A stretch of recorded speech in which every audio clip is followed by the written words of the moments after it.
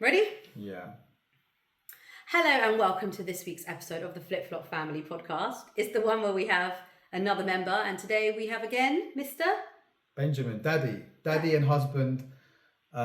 Me. I'm back again. I've been invited back again, so I'm quite surprised. Yeah, I don't know why you've invited me twice, but I'm here and I'm ready to share whatever you need me to Well, do. you're very lucky because the kids were quite offended actually. Yeah. And I did something really funny, which is what made me think of the topic of today. And obviously Valentine's Day is approaching, and Zach, he's with an agent and does commercials and acting and stuff like that, and he had an audition to do today. So Ben and I have already been filming for ages already, and we have to do a craft activity. So I decided that Ben and I would make a Valentine's card with him.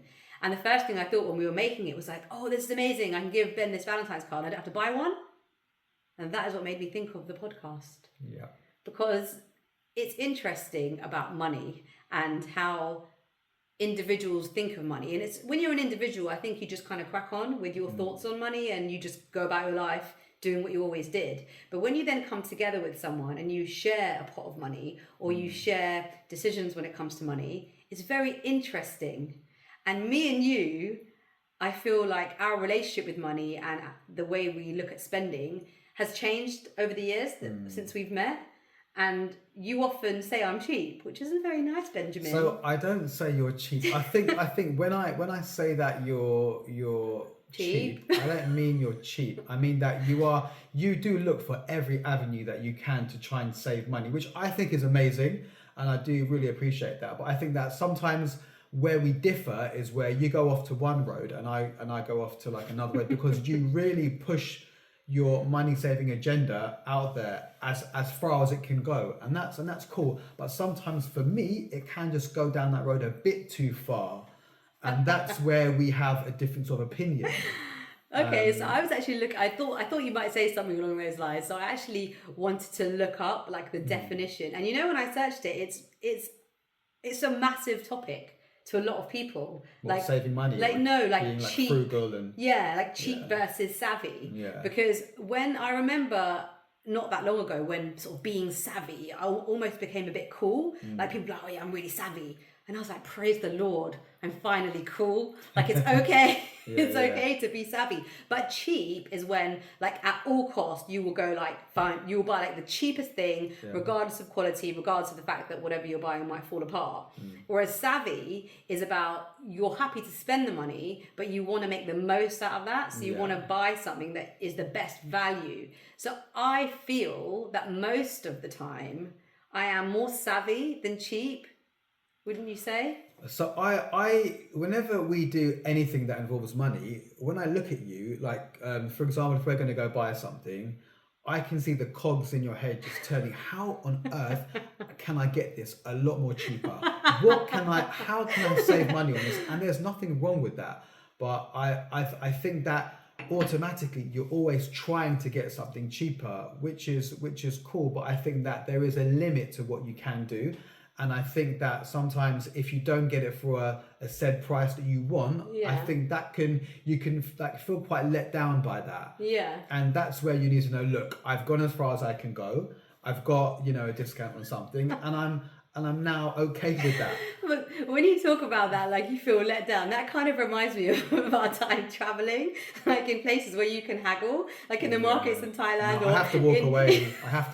In Morocco. Good Lord, I can't even tell you how many times we've been in a situation where you're trying to barter with like somebody and he's looking at you like, oh, are you absolutely crazy? I am not making any money from this. How can you give me this? But you must admit that I do find a way to get in there. I'm looking at this poor guy and I'm thinking, look, just like take my money. You can have my money. Like, excuse my wife, but you can just have my money. But your money is my money, babe. I know, but so whether I'm spending your money or saving my money, it's the same thing. There comes a time where I think, and I feel like a lot of husbands probably feel embarrassed by wives really pushing that discount thing a lot, and especially when you come like from an Asian background, a lot of Asian people were brought up in the sense where we're always trying to save money, and as we get older, I just can't be bothered to haggle that much anymore. But that fire is still burning in your belly, and you're stop it! Oh my gosh, stop it! Alive and well. But I think what you just said there about how as Asians, and we're not offending anybody, but the Asians that we know and us, we do have a tendency to try and make our money go as far as we can. And looking back sort of at history and why that is, to me it's fairly obvious that most of our parents either came to this country as immigrants or on work student visas or whatever it was, and had nothing essentially and had to build from the ground up. So that's definitely where my sort of frugality comes from. It definitely comes from my parents, and you know, thankfully, you know, we always had a roof over our head and we always had food on the table. But my dad especially, he was really, really careful with money. And anytime, even as we grew up and where money wasn't as much of an issue, even then, like I remember wanting to buy, you've heard the story a million times, but I remember wanting to buy a hi-fi, you know, when everyone wanted like the 2 speakers and like the CD deck and the tape deck, like it was like the holy grail of music, wasn't it? And I really, really wanted one. And I felt like I was a good kid. I felt like I deserved it, you know, but my dad would not let me buy it. It was like, I think it was it was a JVC one. It was £150. Wow. And I had to almost like go and use my money to buy What Hi-Fi magazine and almost put like a bit of a proposal as to why I felt that was the best value. And then he bought it for me. But that was a really important lesson. And maybe it was that he made me do. I think I must have been 12 or 13 years old.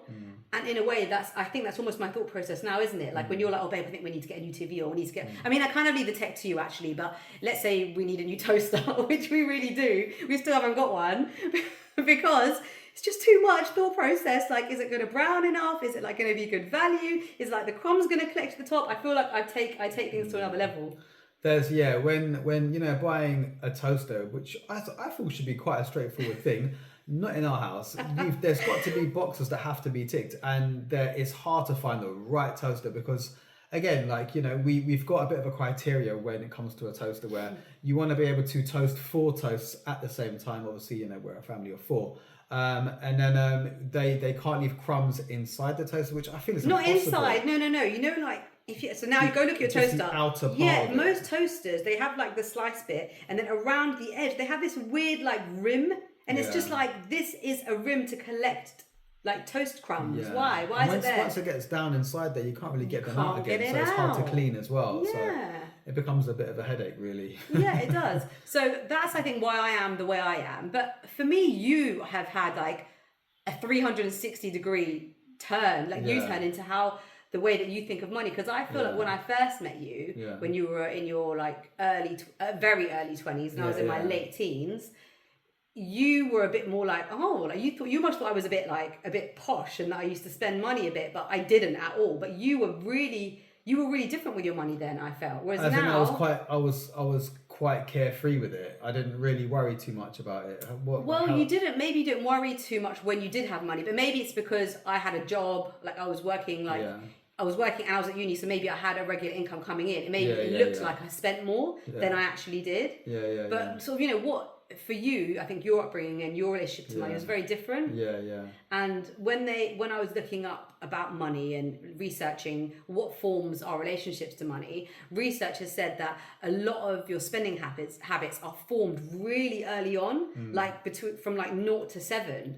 Is there any sort of things that happened in your childhood between 0 to 7 about money? I don't know if anything particularly happened, but my experiences were that I came from quite a working class background, so as kids, we never really saw much money, you know, like at all. And even if you wanted a gift or you wanted, you know, something nice, you know, my parents couldn't really afford to buy us these things. So growing up, we were, I wouldn't say poor, but we didn't have much.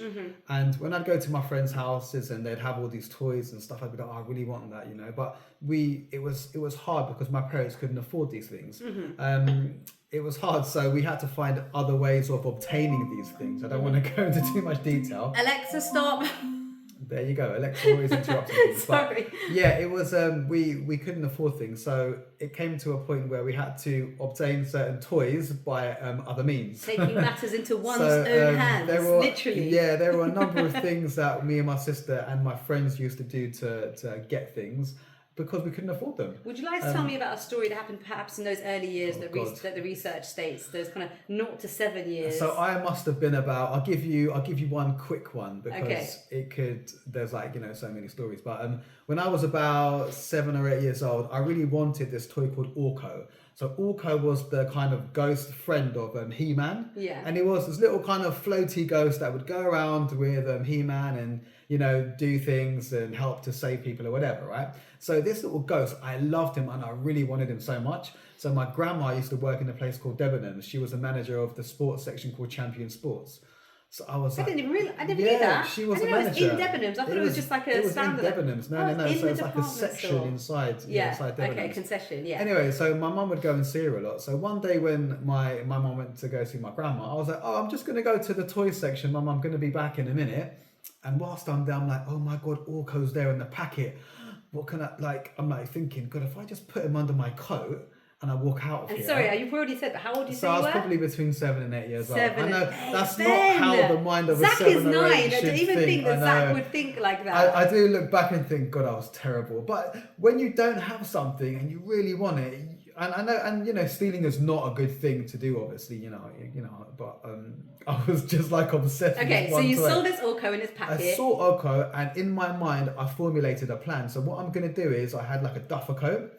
I'm like, right, I'm going to take Orko, I'm going to walk around the shop a little bit, I'm going to look around, and when no one's looking, I'm going to put Orko under my coat, and I'm going to almost like hold my arms against my coat to like carry Orko all the way out of the shop, then into our car, then I'm going to come out the car, I'm going to be holding my coat still, I'm going to walk home, I'm going to walk into my house, I'm going to go into my house, go upstairs into my bedroom, and I'm going to put Orko under my bed. So this is a whole thought out plan that this 7 to 8-year-old Benjamin in Debenhams was having. It was all planned out. Within that minute, I'm like, right, I can do this, oh my right? gosh. I know, it sounds so bad. Anyway, so I've grabbed Orko, I've put him under my coat. Everything that I planned in my mind now is going, auto plan is great, right? I've got Orko, I'm walking out of the shop with Orko under my coat, right? Walking with my mum and my sister. We get into the car, I walk out of the car, I'm still holding Orko. Wasn't your heart just like pounding like crazy? I was like, yes, I'm nearly home. Anyway, we got home, and for some reason I forgot Orko was there, and I'm like, standing in my living room with all of my family, and Orko just falls out onto the floor, boom. And when you can just feel everyone just like turns around and like looks at you. I'm looking down at Orko, they're looking at me, and I'm like, everybody hates Chris. It was that kind of moment. And like, my mum was like, what's that, Ben? And I was like, I don't know. This is a guy called Orko that I really like. She was like, yeah, but how do you have that? And I'm like, I think I just forgot and I put it in my pocket. And my uncle was like, have you stolen that? And I was like, no. And then I was like, I got busted. You did get busted. And you deserve to get busted because we do not want to encourage this behaviour. I was so close to just that packet and opening it and, getting him out and like smelling him. I know that sounds weird, but when you get like a new pair of, shoes or whatever, you want to smell them a little bit. Anyway, so my mum made me go back to Debenhams. Good for her. And I had to go and sit in some room with like the manager and I was 8 and I can just like remember her saying to me, Benjamin, it was such a stupid thing to do. A really stupid thing to do. She must have said like stupid 1,000 times. But I'm really sorry, but it was a really stupid thing to do. It was very stupid, but anyway, over the years, I never quite got over not really getting Orko. So Zylene very nicely bought me Orko when we were like, dating. I forgot that I did that. That was a very nice thing to do, Zylene. Got over not really getting it. Not having it. Yeah. So I definitely think that experiences in your childhood really can predict what type of money spender you're going to be as you get older. And with us, I like to call myself a minimalist. Yeah. Because I'm not into materialistic items. I prefer experiences. Your wardrobe may prove otherwise, but go on. You, on the other hand. Yeah. Shoe upon shoe upon shoe. Yeah, you have an obsession with trainers. I do. Yeah. I think when you really want something as a child and you don't get it, I think I do actually have a problem. I feel like whenever I can buy a nice pair of trainers that I really want, I think because I had a lack of them as a child, I feel like I just buy them like more now as an adult. But I feel like I shouldn't do that anymore. I feel like it's obviously a problem. And I've got to stop because I've got tons of trainers in their boxes. You do. In storage, and it's not cool. So you do. And the kids always say, "Daddy's shoe game is strong." It's a tight game though. It's a tight game. My game is shocking. I'm a kind of one pair of trainers for the gym and stuff until they wear out and they're no longer good anymore, isn't it? To the next one. You got me a new pair for Christmas. Yeah, you're and my one before that was like when we got back from traveling. So yeah. I mean, you like do wear them in the ground though. They look battered and they I look know, no, I terrible. don't. Like No, I the don't. worst ones are your Uggs, where they go like, you know, the back Oh. of the like sole, it's like going downwards. So like, you know, when you walk, your feet are like that. I'm coming, babe. I'm coming. You know the first And your time. sole's not like that You anymore. know the first time that I ever got like an original pair of Uggs was when you bought them for me. So that was like, I don't know if we were engaged or married or if we were dating, but you know, like I feel like nowadays with a lot of peer pressure, like, you know, for children, like Emiliana, her list of things that she likes, that wants for Christmas, they're all branded things. And I couldn't dream of ever getting a pair of Uggs, like Uggs at the age of 12, you know? Yeah. But it's just, I find it really hard, and I'm sure there are other parents out there where you've clearly spoken about times where a lot of times in your childhood where it wasn't possible, the money just wasn't there. You weren't able to get the flashiest pair of trainers and the most trendiest, like, you know, coat or whatever it was, or even, you know, wicked glasses that you needed. There were random times where my parents did buy us these nice things, but they weren't like on a regular basis sort of thing.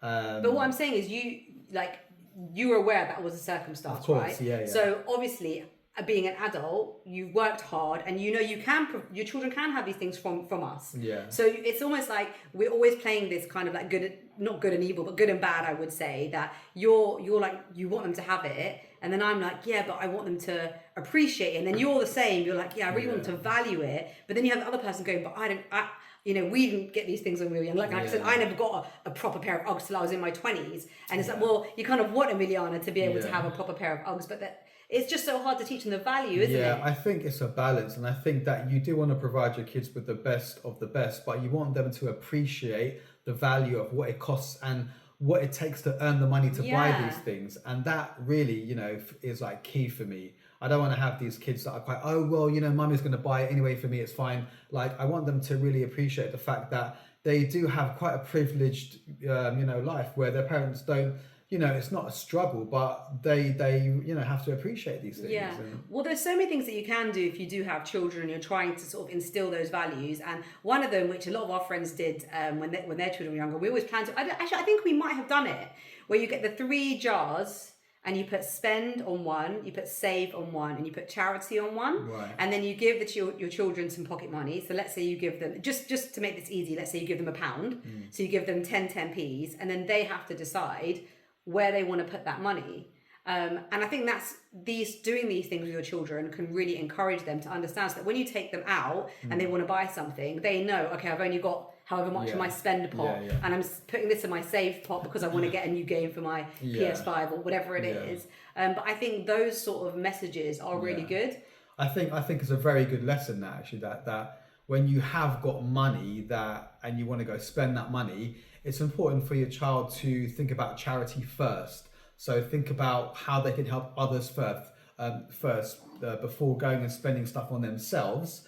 Let's put a bit aside first for people that are less fortunate, and then whatever I've got left over, I can go and spend it. Yeah. But I think it's important to think about charity first before spending on yourself. I think that is a very, very, you know, key thing. Yeah, so I think that's really good. And another cool thing, which actually I saw on TikTok this morning, I've never seen them. They're like these kind of money, they're sort of money booklets. Right. So basically, it helps you to save a certain denomination. So it might be 2,000, 5,000, 6,000 in a year. So what it has almost like these little plastic pockets, 1 to 100. And you basically, whenever you have, especially if you're someone who gets cash from their job, it's quite good. Or even just taking the cash out. Because I feel like when it's in your bank account and you tap on your card, it's very easy for it to disappear. But with these little pouches, every day you put in, so you put one day you put £1 in it, you close it. The next day you put £2, £3, and so on, £50, £70. You go on, and then by the time you've done the 100 pages, so the 100 days, you've basically saved £5,000. I think that's the amount. But you can buy these different booklets, and I thought that's actually really good, lesson, especially if your children get a lot of money for like birthdays and Christmas and stuff. It's such a good way to visually see, isn't it? That you're saving money, compounding the interest, everything just getting bigger and bigger and bigger. Yeah, exactly. I think that's a really amazing thing to do. I just think it's, when I looked up how children learn their behaviours, it's very much from parents and from families, and I think we do a lot of money saving behaviours that probably teach them, like vintage. 100%. Yeah. We shop on vintage a lot, don't we? 100%. Yeah. And I think again that's a great one, because obviously with vintage, you can sell your clothes and your shoes and stuff. Yeah. For them, it's a great lesson to get their clothes together, wash them, iron them, take a picture of them, get them on there, Yeah. and when they sell them, for them it's like an achievement. Exactly. Oh look, I've made like £5 or whatever. Exactly. But they're reselling their clothes rather than putting them in the bin. They can resell them, and that's like another way for them to make a bit of money. Yeah, well, Zach did that, didn't he? So they got, well, both of them did it. They got all their old trainers out, and you know, Zach, he's so diligent, isn't he? He cleaned up his trainers so nicely, and then we gave him the phone, took the pictures, and again, it's that teaching them, isn't it? Getting it online, and you can see, it's, oh, Zach, your trainer's sold, £3, you can put that towards, and you know, we always, I think we are quite good at sort of reusing, recycling, upcycling in our house, and again, all these lessons, I'm hoping, is going to wear off on the children and they will think about it. I mean, Yana's always happy to look on vintage. She is, and, you know, we're not very precious if it's secondhand. It's okay, you know, stick it in the wash and use it. So I think those things are really good and it is really important. And I think you're right. Maybe, there probably has been some times when maybe I have been a bit cheap. But I think we know now why. It's from my childhood. Yeah, but I mean, think I've got a lot better over the years. I think you have, but just a quick story. We went to Pizza Express the other day with your lovely friend M&A and her beautiful Baby, little son can't Tiger. expose the friends. Just a quick one, how it is to save a bit of money. We were literally, I saw people come, eat and go. And we were sitting down. Going over the top. I'm just saying it's not a bad thing, but we were sat there for at least half an hour trying to figure out, okay, so they've got this deal, but if you buy one, I can get 3, then we can save £2 there, which is not a bad thing. But my point is, sometimes if it takes too long and you're going to save like 50p, it's not worth it. No, but this was a matter of... That was a better saving. So that it wasn't day, 50p, it was that bill was a matter of £70 versus like £35. So no, I will give you that. But it did take about half an hour though. It did take time, but that wasn't my fault because their system wasn't working. Yeah. So that wasn't my fault. No, I'm just saying, if you're gonna have this kind of lifestyle, you've got to be in it for the long term. It could take a while to get that saving, but you're in it to save it. So there you go. Well, since you're talking about that, I do a money saving tip on my Monday podcast, and I did actually mention this one, which was Jam Donut, which is how you can get money saving sort of cash back. But this, since you've mentioned Pizza Hut, Pizza Express, you must get the Pizza Express app, because if you do, you can get savings every time you go. Like, we've got gold status now. I mean, to be fair to you, when we go there, we're like, you know, VIPs. We just walk in there and they're like, 3 dough balls for you, 3 dough balls for you, and this. And I'm like, well, why is all these things like free? This is great. But it's because you put that time in on the app and you're saving and you're, babe. You know, doing all those little things to fine tune this whole, you know, system. So well, there you go. This is it. So talking of food, what has been your sort of dish of the week this week? Anything that I've cooked that you've really enjoyed? Right, so let me think. We did do homemade burgers and chips on Friday, which was lovely. Yeah, but I didn't really you made them actually. Yeah, so. Which was not, and I did actually enjoy my meatballs and spaghetti yesterday. You cooked twice this week. Which I'd done. What did you make? That meatballs was really good yesterday. That was quite nice. Really nice. Yeah, that was good. I would say it's got to be the mac and cheese. Oh my god, that finished me. That was so, because when you have mac and cheese, which we don't have a lot anyway, so when you do have it, you kind of want to like go all out. And I had like, I think 3 portions. And it was a kind of go all out recipe. Yeah. Nadia, my girl, hooked me up again. And there is a very freaky ingredient in that. So check out the Flip Flop Family Kitchen. I'll post that today. Yeah, that was the one. That was lovely with a bit of like chicken on the side too as well. So yes, bit of protein in there. That was also Nadia's yogurt chicken. Also check out the Instagram page and I'll put it on there. Very, very yummy. And any tunes that you're listening to this week that are out of the ordinary, or what's on your playlist that is what is hot at the moment? So I'm kind of going back in the day, so I'm listening to some old stuff right now at the moment. So it's more like some rock and roll stuff. So some Little Richard. Any particular track? Johnny Be Good. I think I know this one. It's a fantastic Little Richard, Johnny Be Good. I kind of go all over the place. So one day I might be listening to Guns N' Roses, and the next day like Elvis Presley or something random like the Kooks or whatever. So it's all over the place. I've always loved your eclectic style of music, that's for sure. It keeps things fresh. It does. Ben always keeps things fresh, and he's had a very colourful life, I should say. So that also is great, because there is still stuff about you that I don't know. So I'm in it for the long haul, and I'm looking forward to them stories as time go on. There'll be plenty to tell you, don't worry about that. And any stories that you are reading at the moment that you'd recommend?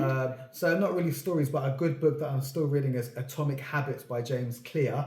Fantastic. Can you finish book. that already? Because I want to read it. Yeah, I'm halfway through that. It's a great book. So yeah, James Clear, Atomic Habits. Fantastic book. If you're someone that you find yourself like in a bit of a rut and you need a bit of a kick up your backside, this is the book for you.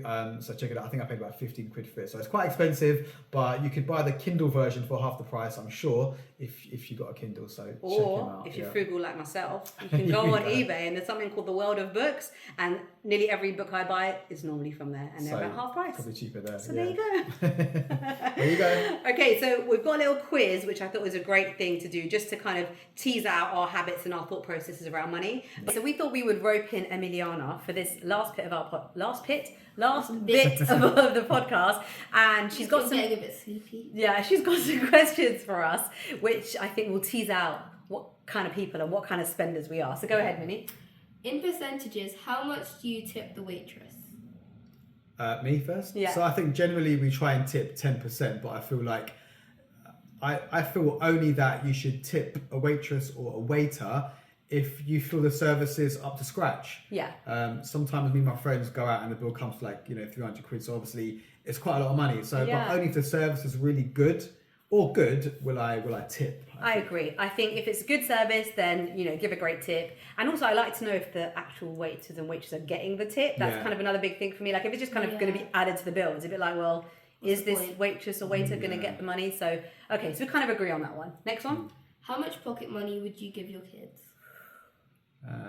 Me first? I'll start first, I guess. I would say that, number one, you don't just give money unless they're doing something. So chores around the house. So if they hit kind of certain, targets, then you should get some money. But I'm like, we give them everything. So I'm like £3 a week is ample. Yeah, so I'm the same. I don't think you should just get money by default. I think you have to earn that money.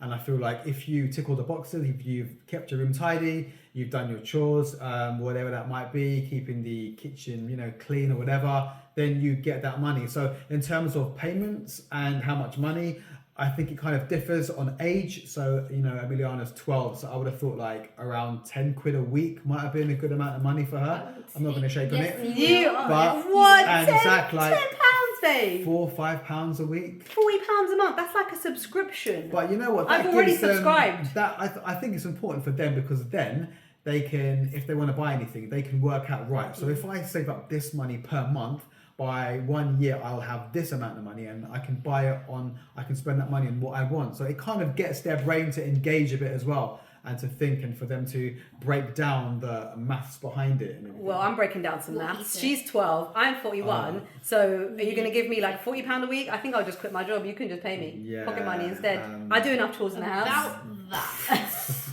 Well, you walked into that one, son. Yeah, you're right.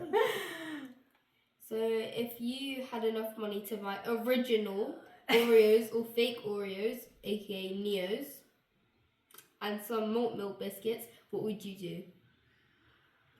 I always think it's better to buy the originals because I feel like the ingredients are probably better. However, that's not the case with the chocolate digestives that you buy. That is true. From Lidl? Lidl, yeah. Those chocolate digestives are better than the originals. Better than McVitie's. So I guess you just need to weigh up what works and what doesn't work. Like the Monster Munch that you buy from Lidl, Monster Claws. Babe, you always bring that up. They taste too fake. I only buy them if you've mentioned that you want something along those lines, and my shop that day happens to be Lidl. I know the claws are crap in comparison to Monster Munch. Neos.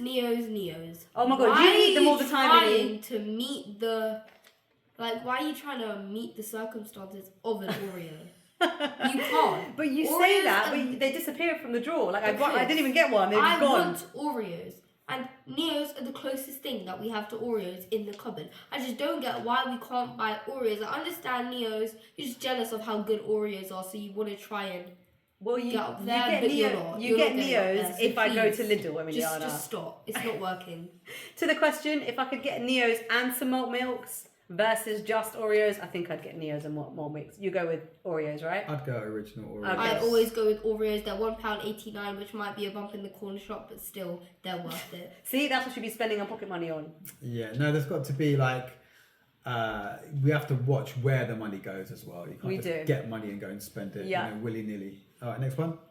What would you buy your 12-year-old daughter, real Uggs or fake Uggs? For me, like I've said earlier on in this podcast, I never had real Uggs till I was in my 20s, and I just think they're quite a luxury item. So I don't think a 12-year-old needs Ugg boots, but I'm more than happy to get them a good quality sheepskin boot.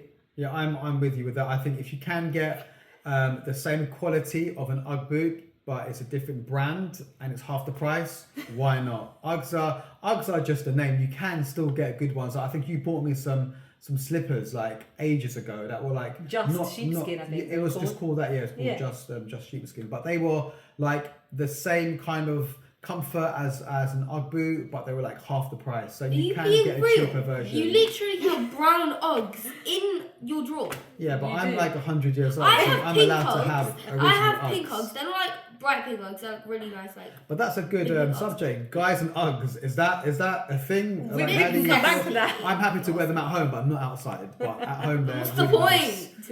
What's the point of people knowing you actually have Uggs? No, but it's true because me and Dad had this know. conversation for a long time where he wouldn't wear Uggs, so we settled with Uggs in the house. No, And he has I slippers. actually have Uggs. Like I do have Uggs, but like I really wanted. Like I understand that Uggs and sheepskin Uggs are the same thing. It's just but the for brand. Me, it's just the brand. Like having Uggs, and I feel like the comfort might be a little. Do you not bit think that's different. sort of peer pressure and amongst your friends as well to have like real Uggs? Not really. So if they you don't have Uggs. tried on Uggs and another brand and they felt the exact same, but the other brand was half the price, what would you do? Yeah, I probably would buy the half price one. I think when think- push I comes don't to shove, If she you would. can get away with it, Yeah. then why not? Yeah, but poor Minnie, the ship sailed because at Christmas Dad was all for buying you real Uggs. Yeah, I know. I don't get why you didn't just buy it there and then. Yeah, well, we actually found them and everything. Mum was like, right, thank you for that. And then I think the plan was to find them online cheaper or something. Yeah, they were out of stock. Or you had like a discount code But now for something. the Christmas spirit has. Yeah, or you like saved up some like coupons online. Oh, or stop something. it. I wish I Tesco club card. I Get wish- some, £3.50, get some so, yeah. fake Ugg. You all Get know some me too well. Be get quiet. some UG off Tesco with your Tesco club card and see. I'm really happy you all listened to me. Right, any more questions, woman? Yes. How much would you spend on a greeting card? Ideally zero. It's all about crafting for me. Make it personal and gift it. Yeah, I used to be all about spending money on a good card, but I feel like people do just get them for a second and they go up and then they just get, put in the bin. So for me, I feel cards are a bit of a waste of money. Card Factory, under £1 for a good card. I'm happy to do that. Or just make a card, which would mean a lot more.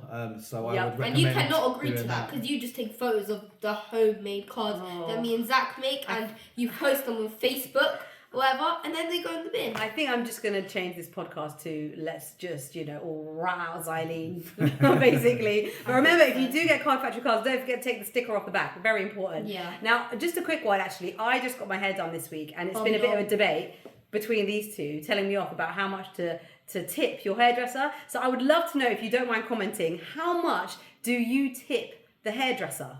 Benjamin, how much do you tip the hairdresser? What hairdresser? Look, he's basically bald now. Yeah, so I've got a great guy called Andy. I tip him £2 every single time.